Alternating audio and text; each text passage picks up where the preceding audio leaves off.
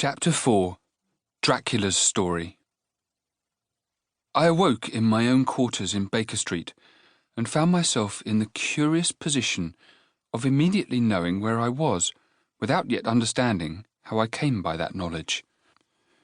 With my eyes closed and my head upon the pillow of my own bed, a great many other things came to me.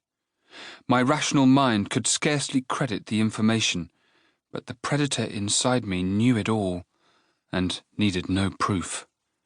I knew that it was barely night, and that the sun had set less than an hour past. I knew that Holmes was in the next room, despite the fact that he was quite still and made little sound.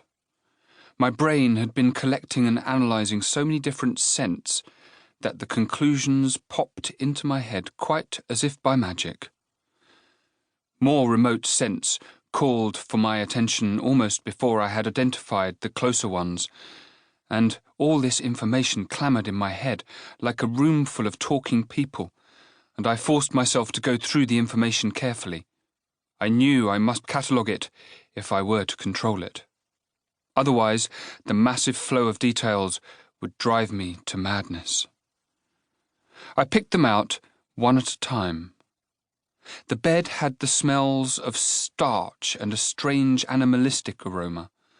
This lay over the top of every other scent in this room, and I realised with a start that it was me, John Watson, M.D., or rather, it was the man I used to be. I did not emit this odour any longer, and sweat was apparently a substance unknown to my transformed person.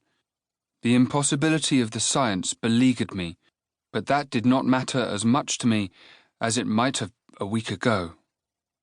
Also in this room was the smell of newsprint, the Arcadia mixture of tobacco that I favoured, various medicines from my doctor's bag in the corner, books and the soap and oils of my shaving kit.